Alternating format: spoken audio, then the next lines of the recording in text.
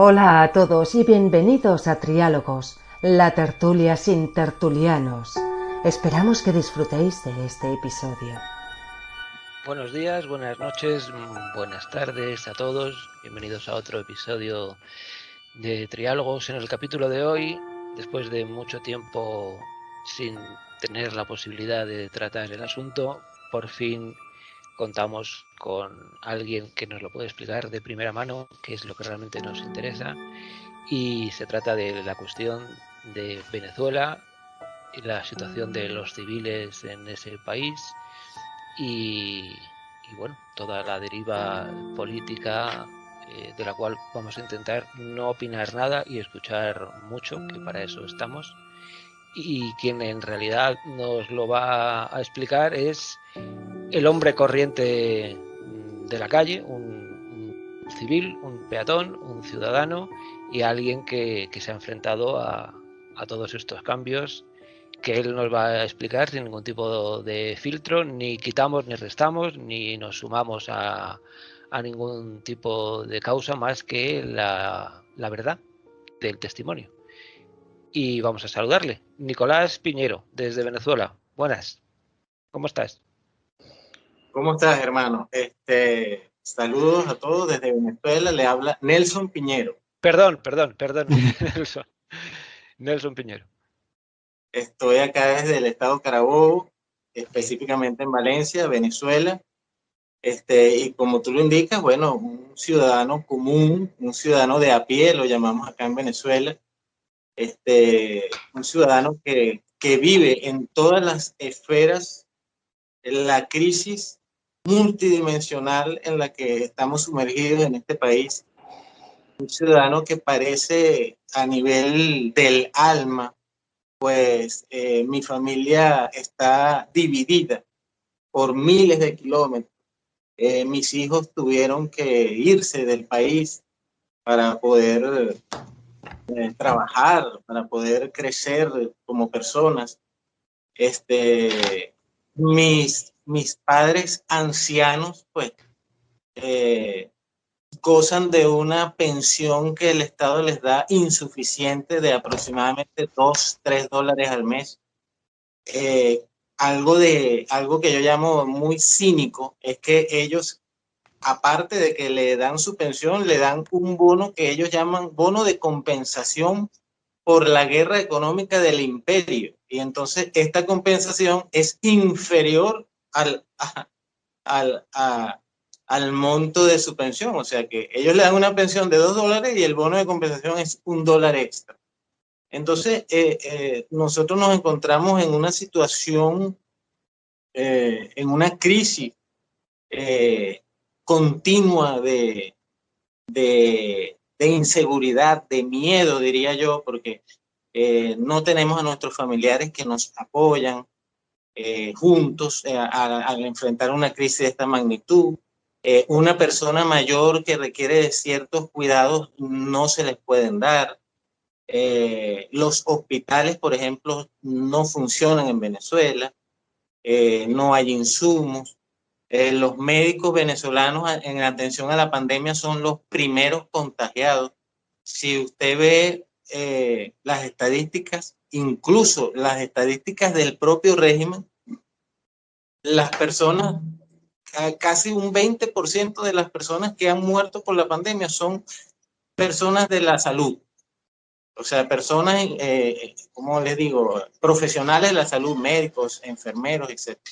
Aquí estamos en una situación de temor constante. Si tú te enfermas, tienes la muerte. Si quieres trabajar, no puedes trabajar. Este es un país donde tú no puedes trabajar. Primero, no tenemos ni siquiera moneda propia. Aquí en Venezuela no existe el bolívar físico, no existe. Aquí existe una circulación de facto de dólares que no tienen ni siquiera sueltos. O sea, uno va a un establecimiento comercial con un billete de $10, de $20 y no pueden darte el cambio del consumo que tú tengas porque no existe la moneda físicamente. Te anotan en un papel, tú dejas un fondo. O sea, todo la incomodidad para desarrollar una vida normal no la podemos tener acá en Venezuela. Tengo un hijo de 11 años al que no puedo llevar a una escuela pública porque en la escuela pública lo adoctrinan.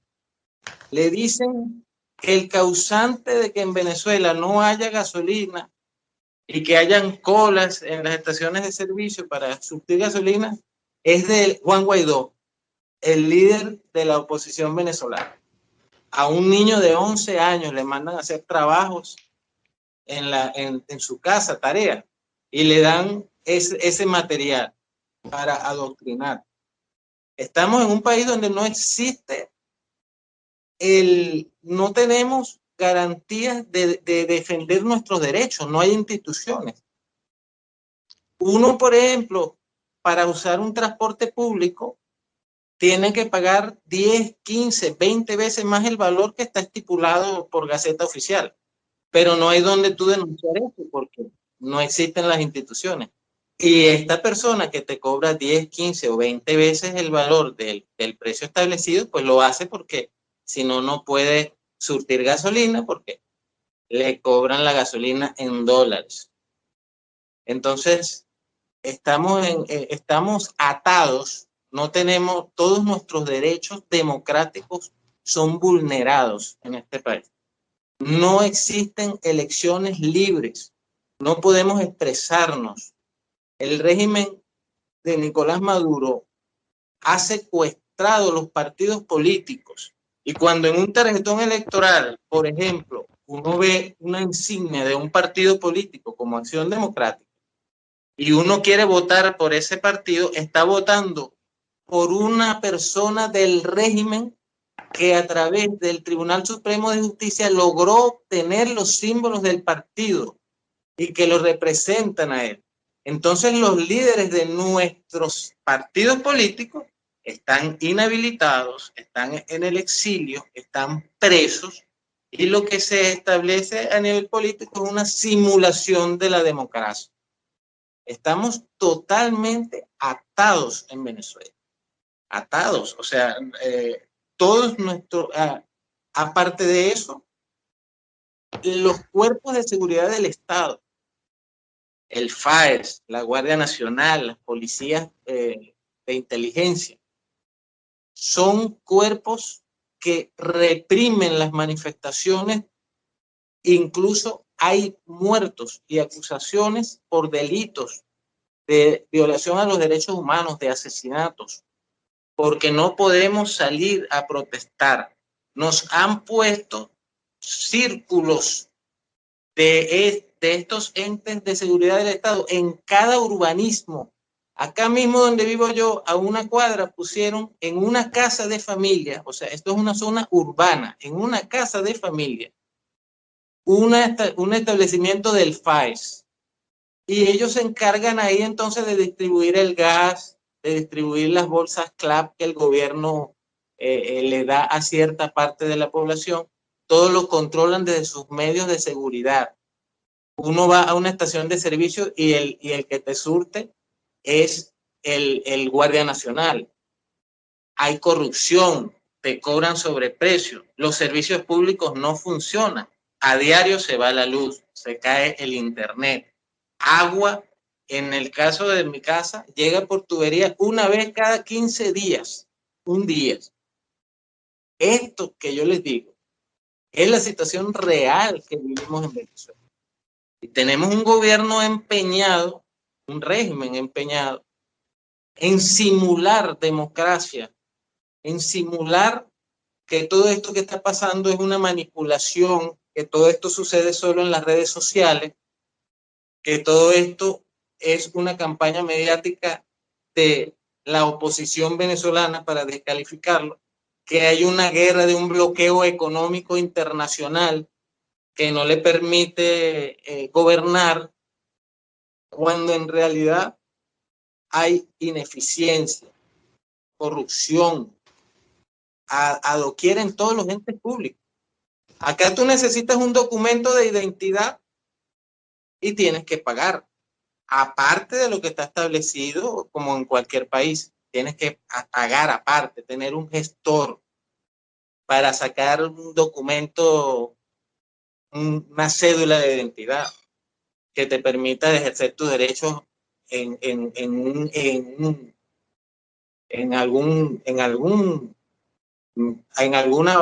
algo electoral que se defina por fin y que se logre establecer.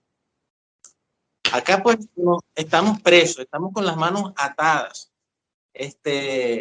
Tenemos una oposición alineada con la comunidad internacional, específicamente con los Estados Unidos, la Unión Europea, Canadá, Colombia, algunos organismos multilaterales como la OEA, que proponen se haga un proceso de negociación que permita, de alguna manera, tener nosotros una salida pacífica y electoral a la crisis, por un lado haciendo presión y por otro lado tenemos a un régimen impulsando falsas negociaciones, poniendo líderes de oposición falsos, comprados, para dividir la oposición, para debilitarla. Tenemos un plan del gobierno, por ejemplo, ayer salió en las redes sociales a través del gobierno que una acusación falsa de un supuesto informe de la USAID acusando al gobierno interino de malversar fondos sobre la ayuda humanitaria. O sea, tenemos inteligencia del gobierno para dividir la oposición, para debilitar los líderes de la oposición. Tenemos, o sea, por todos lados el régimen tiene al ciudadano literalmente preso y secuestrado. No tenemos manera de demostrar lo que nos está pasando, a menos bueno, agradezco este espacio porque no tenemos, pues el ciudadano común en Venezuela no tiene medios de comunicación para expresarse. Todos los medios del Estado de señal abierta y muchísimos medios comunales y privados son del gobierno. Usted no ve ahí un líder de la oposición. Juan Guaidó no sale en un canal. Los líderes que supuestamente son de oposición y salen en el Estado, en los canales del Estado, no representan al pueblo. Recientemente hicieron lo que nosotros denominamos una farsa electoral, un circo electoral el 6 de diciembre, que no fue reconocido por la comunidad internacional, y la oposición que supuestamente participó solo obtuvo 18, 19 escaños en un universo de 277. ¿Dónde se explica eso? Cuando hoy en día usted sale a la calle y le pregunta a 10, 15, 20 venezolanos y el 90% quiere un cambio, quiere salir de este régimen. Ahí no hubo votos de la oposición, ahí no hubo representación de partidos de oposición legítimos. Pero vemos una propaganda del régimen diciendo que participaron 14,000 candidatos, que hubo N cantidad de partidos políticos que están secuestrados por el régimen. O sea, en fin, una organización del régimen muy orquestada, con mucha inteligencia, para mantenerse en el poder en contra de la voluntad de todos los venezolanos y haciéndonos un daño físico, económico, moral, social, sentimental y bueno, y de todos nuestros recursos. Ahí vemos nuestra empresa, la que era una de las mejores empresas del mundo, PDVSA, hoy destruida por la ineficiencia del régimen, por la corrupción. 20 años, 22 años tiene el socialismo del siglo XXI en Venezuela. En esos 22 años han tenido no menos de 10 presidentes, todos en la línea chavista, en PDVSA. Y ahí está PDVSA destruida. Los organismos de seguridad, bueno, ya le comenté. En realidad, bueno, mire, de cualquier área que se me ocurra en un tiempo tan pequeño para yo poder expresar lo que pasamos a diario aquí, no me alcanzaría, pues, no me alcanzarían las palabras ni el tiempo para expresar lo que en realidad queremos los ciudadanos. Queremos salir de este régimen, queremos tener la oportunidad de, a través de la democracia, poder tener personas que nos representen y votar por ellos, y que gane la mayoría, y que se respalde, se respeten, haya garantía, haya condiciones electorales, que los líderes estén inhabilitados, que los presos políticos, hay más de 300 presos políticos en Venezuela, y óigase bien, casi 20.000 personas con medidas cautelares, periodistas. Un periodista acusa al régimen de algo y lo apresan y lo sueltan con medidas cautelares. Tiene que irse a presentar a la fiscalía una vez a la semana. No le dan libertad plena. Entonces ese periodista se autocensura. Ese periodista ya no forma parte de la defensa de los derechos del pueblo, porque es un periodista que lo coaccionan, lo autocensuran. Entonces, esa situación, bueno, lo dije en muy poco tiempo, pero realmente es muy dramática lo que vivimos los venezolanos a diario. Muy bien, Nelson, pues para introducirnos yo creo que es más que suficiente. Entiendo que es describir tantos años y algo que afecta a toda la vida en su conjunto. No es fácil y siempre se quedan detalles que, bueno, seguimos conversando y te haremos preguntas. Como no veo ninguna mano levantada, voy a hacerte yo la primera. Como hemos dicho, al menos yo no soy experto y la información que tengo la doy tal cual y cito la fuente y te pregunto. Página de Wikipedia. La tumba. Prisión en Caracas. La tumba es un sótano ubicado de 5 pisos bajo tierra del edificio que funciona como sede principal del Servicio Bolivariano de Inteligencia Nacional, SEBIN, en Plaza Venezuela, Caracas. Inicialmente diseñado como oficinas para el metro de Caracas. Durante las protestas de 2014 y 2017 se ha mantenido a varios presos políticos en la tumba, un espacio confinado de 2 por 3 metros con cámaras de vídeo y micrófonos en cada una de sus celdas, donde los detenidos son sometidos a aislamiento prolongado sin contacto con otras personas y no tienen acceso a luz del sol o al aire libre. Esto es algo que existe, es algo conocido, es algo de lo que se habla, o por el contrario es un bulo, o es algo que es común y existe, además de estas dependencias, otras que podrían hacer esto mismo. Mira, con respecto específicamente a eso que tú me citas, debo decirte que no solamente funciona de esa manera la tortura a los presos políticos. La tortura del régimen y la coacción está incluso a las personas y a los ciudadanos comunes que estamos en libertad, porque no podemos expresarnos. Entonces, de por sí ya es una violación de nuestros derechos. Si algún líder lo apresan, lo siembran, es una palabra que tenemos acá en Venezuela. Hay periodistas presos y salen los entes del régimen en televisión nacional diciendo que le consiguieron en su vehículo armas. Y entonces lo imputan por terrorismo y lo apresan en algunos de esas cárceles. Me imagino, incluso abiertamente, luego el propio régimen, figuras como por ejemplo Jorge Rodríguez, en cadena nacional, ofrecen videos de cómo a estas personas le hacen preguntas o le graban respuestas y publican. O sea, un proceso que en cualquier país a nivel judicial quizás es secreto o que debe mantener alguna prudencia, ellos lo hacen público.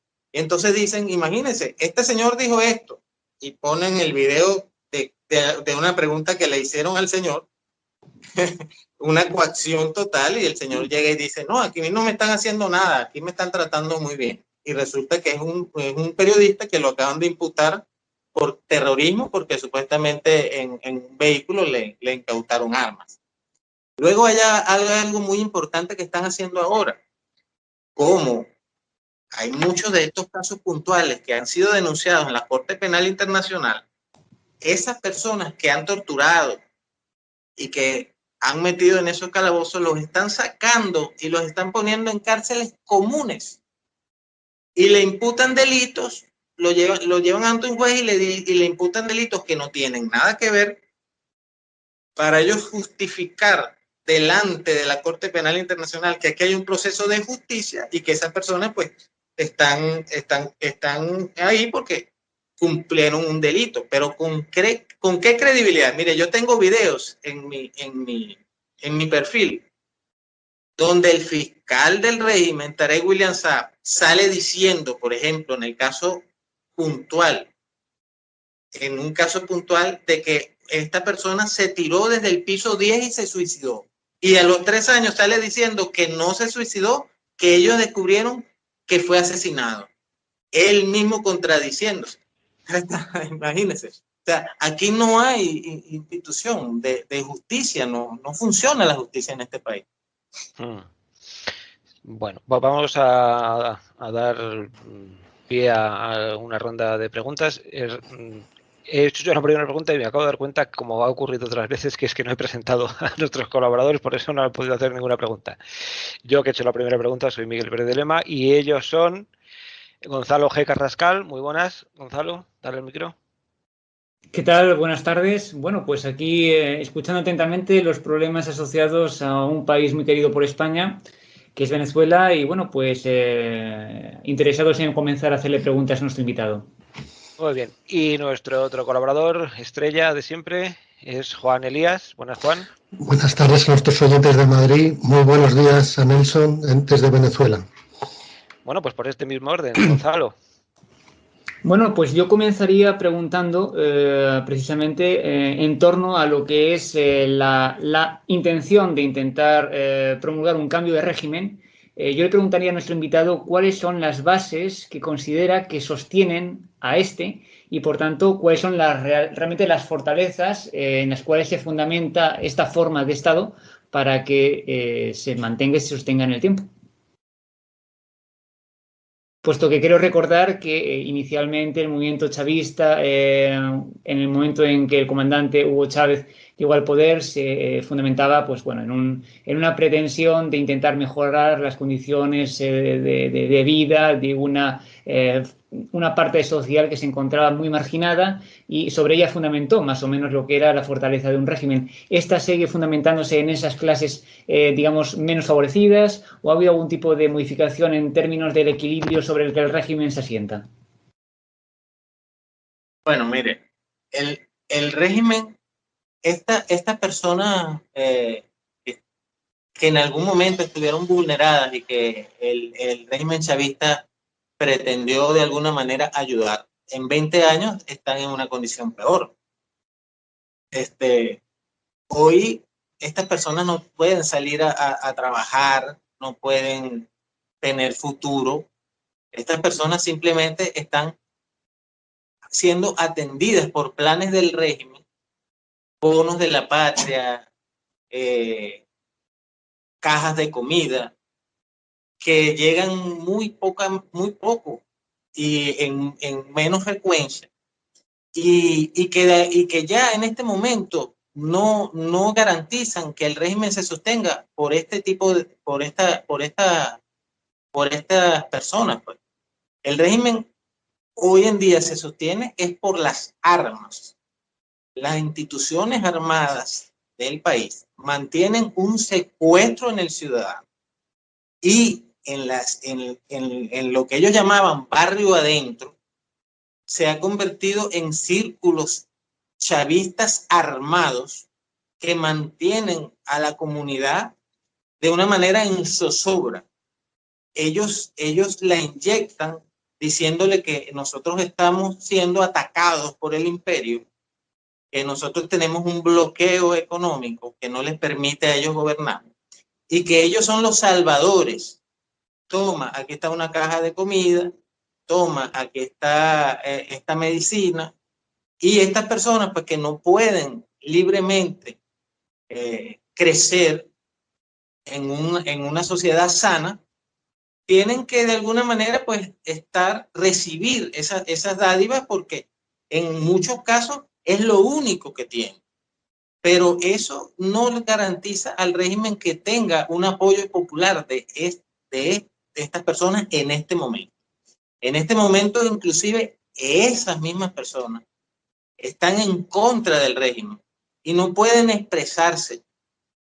Tienen cercano a su comunidad un círculo bolivariano, en aquel momento se llamaron círculos bolivarianos armados, y hoy los llaman colectivos, que son los que salen por las calles. Hay una concentración, tenemos el embajador preso en Cabo Verde y tenemos que salir. Entonces, ¿usted quiere la bolsa de comida? Sí, salga, vamos a manifestar. Manifestó, llénese aquí, tome su bolsa de comida. Es una coacción social total. En las elecciones del 6 de diciembre, yo monté videos en mis redes sociales de el ejército venezolano en los barrios, en construcciones que hicieron de vivienda. El chavismo hizo unas viviendas que llamó Misión Vivienda Venezuela. Se las donaron a las personas, que no fue una donación, después en algún momento hablaremos de eso. Le dejaron a las personas vivir ahí. Bueno, el 6 de diciembre los militares iban a las casas y le tocaban la puerta y le decían: ¿usted recuerda quién le dio esta casa? Sí. Venga, móntese ahí en el camión militar, vamos a llevarlo a votar. ¿Cómo ejerce la democracia una persona así? No tenemos la manera de poder expresarnos, no podemos luchar contra eso. Unos pocos armados coaccionan. Inclusive el segundo del chavismo, Diosdado Cabello, en un mitin dijo: el que no vote no come, no le dan el bono de la patria. Ellos manejan aquí un sistema que se llama el carné de la patria, y el que no tenga ese carné de la patria entonces no puede ser vacunado, no puede comprar gasolina, no le dan los bonos ni las ayudas sociales. Y entonces ahí tienes que dejar tus datos, tu teléfono, y eso ya de por sí es una coacción para que tú digas: no, yo no voy a salir a manifestar, o yo voy a apoyar a tal candidato de la oposición. No puedes. Si tú lo haces, pierdes los beneficios en el carnet de la patria, no te dan esto, no te dan lo otro. Es una coacción. Todos los planes sociales que en algún momento el chavismo mostró como ayudas a la sociedad oprimida por el capitalismo salvaje, neoliberal del imperio, hoy simplemente son una coacción social que ellos justifican diciéndole a la persona común de bajos recursos y pobre que lo están ayudando porque el imperio nos tiene bloqueados. Juan. Nelson, ¿y qué solución se ve desde allí? ¿Qué posibles salidas tiene el país? Bueno, mira, yo en lo personal apoyo la presión internacional conjunta con la oposición venezolana, que está presionando porque la salida sea negociada y nos permita tener elecciones libres. Yo considero, y lo he escrito en mis redes sociales, que nosotros, el pueblo, no tenemos armas, pero sí tenemos votos.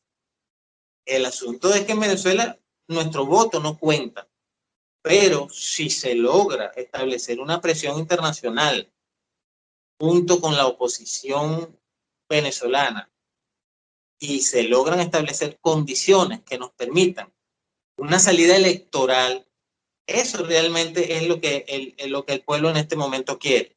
Queremos poder ir y votar en elecciones libres, que estemos representados, que nuestros líderes no estén inhabilitados, que no estén presos, que no estén en el exilio, que los partidos representen los verdaderos partidos, que las personas tengan la garantía de que su voto se va a respetar, no solamente los opositores, también los chavistas. Y bueno, hay en este momento un debate político abierto porque recuerden, yo siempre lo digo, que la oposición venezolana es plural, como lo indica nuestra Constitución. Entonces, en este momento, no hay un sistema de lucha entre dos partidos o dos ideologías políticas en el país, no. Aquí hay una lucha de la democracia plural contra una dictadura. Entonces, dentro de la democracia plural hay varias visiones de Estado, hay de centro, de derecha, de izquierda, socialistas, qué sé yo. Hay una variedad de factores de la oposición que tienen que lograr unirse para poder luchar contra una dictadura que lo que quiere es simular democracia para de alguna manera legitimarse y mantenerse en el poder en contra de la voluntad popular. La esperanza que tenemos en este momento en Venezuela es que se logre el acuerdo de salvación nacional y que se logre la presión suficiente al régimen para que acceda a que hayan elecciones libres y podamos los venezolanos manifestarnos libremente y lograr un cambio político entre nosotros. Nelson, ¿unas elecciones supervisadas por Naciones Unidas o por algún país extranjero? ¿Cómo sería cuál es la idea? Mira, es un tema muy delicado porque la infiltración del sistema del poder electoral en Venezuela es muy ha sido muy profunda por el régimen. O sea, estamos hablando que el registro, nosotros acá tenemos algo que se llama el REP, el registro electoral. El registro electoral en Venezuela hay que depurarlo, no funciona. Ahí hay gente con doble, triple, 4, 5, 10 cédulas. Hay personas muertas que votan. Eso que es lo básico de un sistema electoral en Venezuela no funciona. Después tenemos también un poder ilegítimamente constituido. Consejo Nacional Electoral que proviene y que no tiene una raíz legítima constitucional. Sesgado y tutelado totalmente por el régimen. Nosotros, aparte, están vulneradas las condiciones básicas que nuestra Constitución nos da. Es un problema complejo que amerita de ese acuerdo de salvación nacional que se establezca una negociación, que se lleguen a acuerdos, porque es la manera de buscar un avance. Porque de lo contrario, pues, habría que hacer un borrón y cuenta nuevo y no se avanzaría o se quedaría trancado. Necesitamos una negociación política que todas esas fallas las usan. Por supuesto, la comunidad internacional forma es una parte fundamental de esto, porque si la comunidad internacional no solamente no hay condiciones electorales, sino que tampoco hay garantías, porque en Venezuela hemos tenido no solamente falta de condiciones, hemos ganado elecciones sin condiciones y luego no se ha respetado la voluntad popular, como por ejemplo en el 2015, que la Asamblea Nacional logró la mayoría de los diputados e inmediatamente otro poder llegó y la anuló. Decretó que la Asamblea era nula. También tenemos decretos presidenciales, por ejemplo, un gobernador lo gana la oposición en una elección con un red adulterado, con un CNE legítimo, sin condiciones, pero lo gana la oposición y entonces llega el régimen, acepta ese gobernador, pero le nombra lo que ellos llaman un protector. Entonces, ese protector que el Ejecutivo designa es quien viene siendo el gobernador y normalmente es el que perdió en las elecciones que el pueblo no designó. O sea, hacen falta condiciones y garantías. Y para eso la comunidad internacional, no sé si la ONU, no sé si la OEA, no sé si una coalición que salga de la misma mesa de negociación, tiene que estar presente. Sí, Gonzalo. ¿Qué perspectiva entonces tienen ustedes desde Venezuela de lo que es el papel desarrollado o del clima que ustedes pueden percibir de la comunidad internacional y de su posicionamiento frente a la situación que atraviesa su país? En este momento percibimos una comunidad internacional alineada con la oposición, presionando al régimen para que estas condiciones se den, para que esta negociación se dé, pero por el otro lado vemos a un régimen que continúa apresando a periodistas, violando los derechos humanos, queriendo simular democracia y bueno, en esa expectativa, estamos, en que la comunidad internacional concrete, de alguna manera presione al régimen. O sea, las sanciones, la comunidad internacional siempre nos ha apoyado de alguna manera con sanciones económicas, con bloqueos de cuentas de corruptos, etcétera, con capturas. Sí, en este momento se nos ha quedado momentáneamente congelada la imagen de Nelson. Vamos a esperar a ver si le vuelve la conexión. Parece que por fin Internet se está portando bien. Nelson vuelve a estar con nosotros. Vamos a hacerle una última ronda de preguntas y finalmente dejaremos que él tenga una última intervención y nos diga lo que él quiera. ¿A alguno se le había quedado una pregunta pendiente? Sí, a mí se me ha ocurrido algo, sí. Sí, a ver, Juan. Nelson, ¿tú qué le dirías a los defensores del chavismo que hay en España, que sabes que son unos cuantos? Disculpa, si me puedes repetir. ¿Qué le dirías a los defensores del régimen chavista que viven en el extranjero, que operan en el extranjero, como por ejemplo en España, donde sabes que el régimen tiene bastantes apoyos? Pues, mire,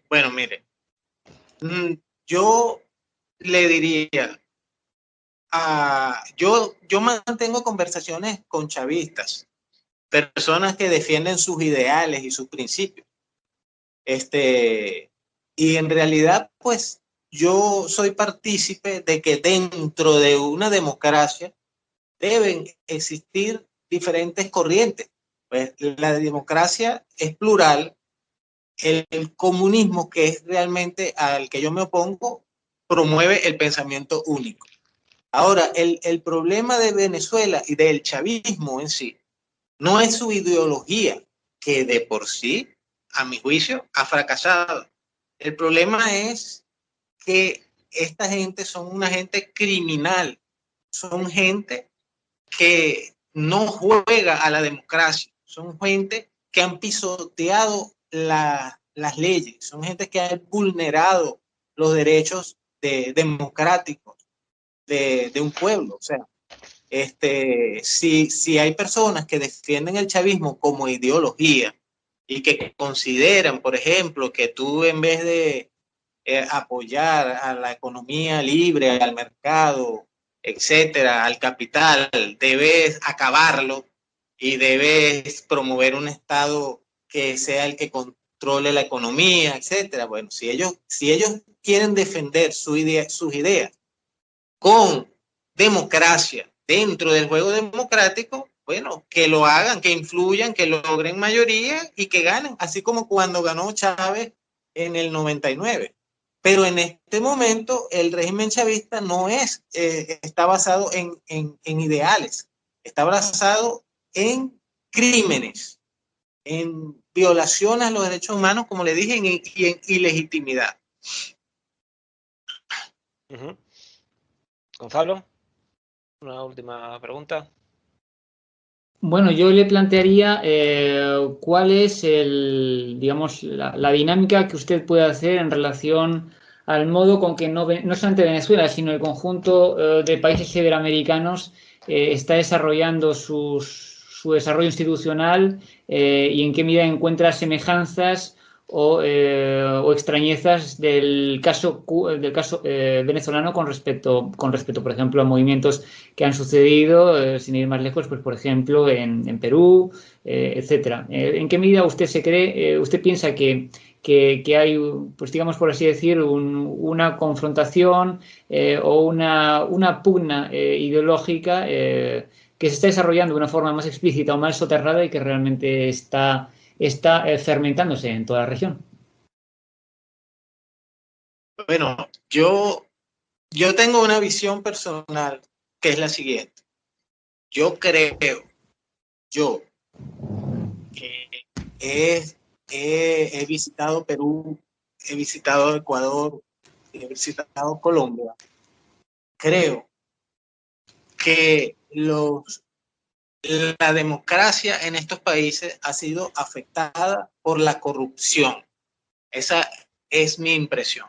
Y esa debilidad de estos líderes políticos al frente de gobiernos democráticos le ha dado oportunidad para que la izquierda de alguna manera crezca en apoyo del pueblo, basándose en promesas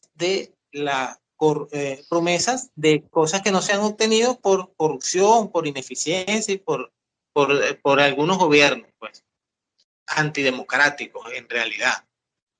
Pero sí, evidentemente, hay una influencia del chavismo dentro de estas corrientes. Hay una influencia fuerte de la ideología de Cuba.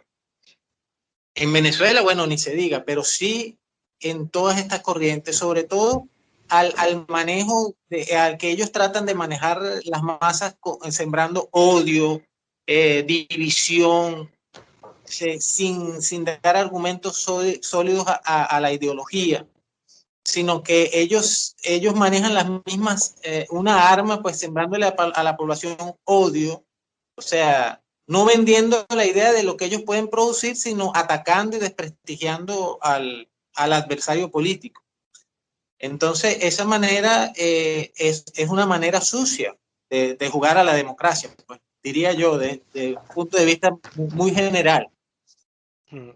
Yo, mi última pregunta vuelve un poco al principio de la conversación, porque lo que más me sigue interesando en la medida que nosotros podamos es informarnos nosotros y otras personas que lo escuchen, que somos gente corriente, cómo es la vida en esta pesadilla. He visto en los Twitter que hemos estado siguiendo de muchos venezolanos una expresión que se repite, creo que es una frase que se usa mucho ahora allí, que es algo así como éramos tan felices sin saberlo. Se refiere a la vida antes de la pesadilla chavista. Mi pregunta es, ¿qué cosas de la vida diaria, normal y corriente, cómo eran y cómo son ahora? ¿Qué cosas que no he visto desde España ahora mismo no nos parecerían insólitas, sin embargo para vosotros son el día a día? ¿Cómo es desde que amanece uno, qué cosas están fallando, cómo se consigue el alimento, las comunicaciones? Bueno, descríbenos un día corriente, de una persona corriente en Venezuela en 2021. Bueno, mira,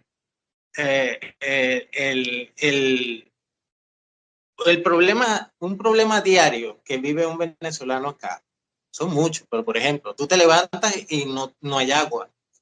Tú el agua la tienes que tener en un bote, en un barril, en un perón. Imagínate, a través de eso es que tú tienes que cocinar, hacer comida, asearte, etc. Luego de trabajar no tienes efectivo para tú pagar en un autobús, en un medio público, no puedes pagar, no tienes efectivo. No existe un cajero de un banco, un cajero automático, que uno vaya a un banco y meta una tarjeta de débito, ya va, déjame retirar este efectivo. Eso no existe, aquí no hay dinero, el dinero en efectivo no existe. Entonces, para tú montarte en un transporte público, tienes que tener teléfono para hacer una transacción telefónica y pagar un pasaje, o comprar el poco efectivo que haya más caro. O sea, si Un billete, por ejemplo, de 1 millón de bolívares, te lo venden en 1,5 millones de bolívares. Entonces, luego tienes que ajustarte a las horas del transporte. Perdona, No Nelson, vas... has dicho, perdona, es que no, has dicho que montar en autobús vale 1,5 millones de bolívares. O sea, montarse en un autobús vale 1 millón, 1,5 millones de bolívares. Y tiene varios montos. Si tú lo pagas en efectivo, en un billete que lo logres conseguir, te sale más barato, pero si no, tienes que comprar ese billete y el billete te cuesta más caro. O sea, el billete físico de 1 millón te lo venden en 1,5 millones cuando tú haces una transacción a través de una transferencia bancaria. Imagínense. Ok, después tienes que adaptarte a un horario, porque ese transporte no está disponible todo el día. Ese transporte tiene un horario y si ese horario tú no lo cumples, pues tienes que caminar largos trechos para poder llegar a tu casa, porque no hay otra manera de llegar. Y cuando, por ejemplo, no hay gasolina o no hay gasoil, que ese transporte público no pudo cargar gasolina, dura una semana que no puedes ir al trabajo. Entonces no puedes cobrar. Entonces, ¿cómo haces para comer? Entonces la gente tiene o una ayuda de una remesa de algún familiar en el exterior o alguna persona pues que obtiene las ayudas del gobierno, que se deja coaccionar, que están dentro de lo que se llama aquí el sistema de la patria, que a través de ese sistema pues le dan bonificaciones o comida o etcétera, o hasta inclusive lo están usando en este momento para la vacuna. Pero entonces es una vida totalmente limitada. Aquí no hay normalidad. Aquí es limitada. Aparte de eso, entonces, tú trabajas en el sector privado, por ejemplo, y el gobierno establece que el salario mínimo mensual es de $3. Entonces, el empresario te está haciendo un favor en pagarte $20 o $25 o $30. O sea, el empresario te está pagando más de lo que está establecido por el gobierno, pero sigue siendo insuficiente. Porque cuando tú obtienes ese beneficio de tu trabajo y vas a una tienda a comprar, entonces los precios de la alimentación sí tienen precios internacionales. Entonces, un kilo de arroz que en toda parte del mundo, por ejemplo, tiene una media de $1, aquí cuesta $1. Pero una persona en otra parte del mundo que se gana $100 mensuales, 200, 300, 500, $800 mensuales, aquí en Venezuela se gana $3 o $20 si el sector privado te paga 7 veces el salario mínimo establecido por el gobierno. O sea, aquí la vida común es una travesía totalmente. Pues eso es lo que queríamos saber. Muchas gracias, Nelson. Voy a volver a repetir tu nombre, Nelson, porque te lo he cambiado sin darme cuenta un par de veces, no sé por qué. Y por nuestra parte, nada más. Muchísimas gracias, muchísima suerte y ojalá que todo esto pase pronto. Y si mis compañeros no quieren decir nada más, te dejamos que digas la última palabra y con eso terminamos. Parece que te dejan decir a ti la última palabra, Nelson. ¿Qué le decimos a los venezolanos y a los españoles? Aló. Sí, te escuchamos. Bueno, mire, para finalizar, nosotros estamos haciendo un esfuerzo en llenarnos de esperanza, que se ha perdido, pues muchos venezolanos han perdido la esperanza y la solución ha sido escapar de esta crisis. Más de 5 millones de venezolanos se han ido y están en otros países, las familias partidas, separadas, etcétera. Pero los que nos quedamos acá, pues estamos haciendo un trabajo que es llenarnos de esperanza. Y bueno, a los ciudadanos españoles les pedimos que nos apoyen.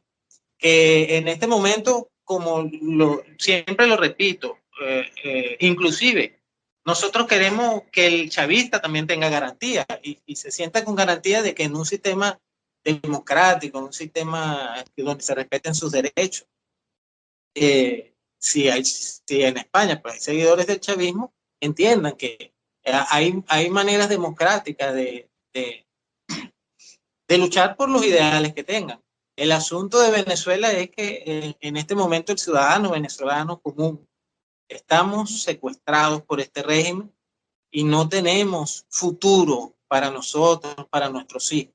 ¿Qué le pedimos a España y a nuestros hermanos españoles? Bueno, que solidaridad, que nos ayuden a presionar para que esta negociación que está impulsando la oposición venezolana liderada por Juan Guaidó y la comunidad internacional, pues termine en una negociación que nos permita tener elecciones libres, que permitan que entre ayuda humanitaria, que permita que salgan los presos políticos y que podamos de alguna manera empezar a reconstruir nuestro país. Pues no tenemos nada más que añadir. Con esto lo dejamos. Muchísimas gracias, Nelson. Y repito, mucha suerte. Gracias, Nelson. Muchas gracias. Gracias a todos. Pues muchas gracias. Vamos a intercalar en este momento la mini entrevista que hemos hecho a través de WhatsApp con otro venezolano de a pie que ha tenido la amabilidad y también las dificultades, porque esta persona también quiso estar por Skype, pero por lo visto no es nada fácil tener una línea abierta todo el tiempo que se quiera. También tenemos que decir que había un tercer invitado que está acogido a ¿cómo se dice? Es un refugiado político que está fuera de Venezuela y que finalmente ha preferido no intervenir porque él cree que no se da la suficiente seguridad para hacerlo. Y bueno, pues respetamos que no haya querido hacerlo y nos gustaría en otra ocasión, que si puede, que lo haga. Vamos a introducir aquí esta mini entrevista con este otro venezolano que se llama Euclides Sandoval. Euclides Sandoval, haznos una breve presentación personal y dinos quién eres y a qué te dedicas. Mi nombre es Euclides Sandoval, ingeniero industrial, con 39 años de experiencia en el sector privado, específicamente en la fabricación de autopartes de fibra de vidrio en el sector de la pequeña y mediana industria, sector ampliamente afectado por la profunda crisis económica que vive el país. Háblanos de los motivos por los que hay personas que tienen que salir de Venezuela. La profunda crisis política, económica y social que vive el país ha hecho que la población busque alternativas fuera de nuestras fronteras. El cierre de la gran mayoría de las pequeñas y medianas industrias, la falta de alimentos, medicinas, los servicios públicos colapsados ha empujado a más de 5 millones de venezolanos, entre ellos mis hijos, a buscar opción en otros países. Lo lamentable de esta situación es que un gran sector de los profesionales jóvenes con experiencia e inclusive los recién egresados han optado por irse del país, hacer sus aportes en otras latitudes y de esta manera pues el país va quedando en solitario con una población mayor y de jóvenes que no consiguen alternativas en el área del empleo. ¿En qué situación personal te encuentras tú ahora? En este momento se puede decir que estoy de paro involuntario, motivado a que nuestra pequeña empresa familiar tuvo que cerrar las puertas, motivado a la profunda crisis que vive el país. ¿Cómo ves la situación actual de Venezuela y cómo crees que evolucionará? El mundo debe entender que Venezuela no vive una democracia. Un país en donde el Estado de Derecho no funciona, en donde la división de poderes desapareció y el Ejecutivo controla plenamente todos los poderes institucionales, no se puede hablar de que estamos en presencia de una democracia. Evidentemente es una dictadura porque los derechos no son realmente respetados y donde el dedo de la máxima autoridad presidencial dirige todas las decisiones que se toman en el país, incluyendo la justicia. La libertad de expresión, la libertad de prensa, inclusive las redes sociales, han sido perseguidas y criminalizadas. Total de que cuando la población vive atemorizada porque sus reclamos, lejos de ser solucionados, se responde con represalia.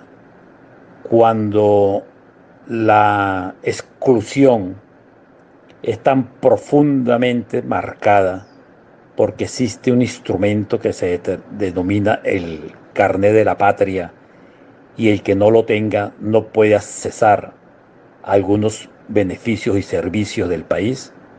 Eso es una situación realmente crítica en donde el venezolano sabe perfectamente que las cosas las tiene que conseguir en los mercados negros o haciendo cualquier tipo de escaramuza. El gobierno ha venido avanzando lentamente en todos los sectores de la población. El control social es extremo. Tan es así que las personas ya no recurren a ningún servicio en forma directa porque sabe que la respuesta siempre es con un control sobre el ya nombrado carné de la patria. De lo contrario, no se puede adquirir las cosas. La persecución política es enorme y los líderes políticos pues han sido genuflexos también y probablemente defendiendo su familia y hasta su vida han tenido que ceder posiciones, cuestión muy mal vista por el resto de la población que exacerba las situaciones y hace más atomizada los criterios dentro de la oposición. No se ve en forma inmediata opciones porque el país, como ya lo dijimos, 5 millones de venezolanos se han marchado y esos 5 millones de venezolanos estamos totalmente seguros que más del 90% forman parte de la oposición, porque también hay que decirlo, hay mucha gente del oficialismo que se ha llenado los bolsillos y se han ido del país y están en los Estados Unidos, en Europa y en los países de Sudamérica, simulando persecuciones del gobierno para poder disfrutar del saqueo que han ocasionado a las arcas del país. No es posible que un país que ha recibido 2 billones de dólares con los beneficios que tuvo el alza del petróleo en el pasado, se hayan dilapidado en forma impresionante, en donde no quedó nada que pudiese permitir un desplazamiento de la sociedad, producto del trabajo, del esfuerzo y del desarrollo de la industria del país. El mundo tiene que entender que en Venezuela no hay una democracia.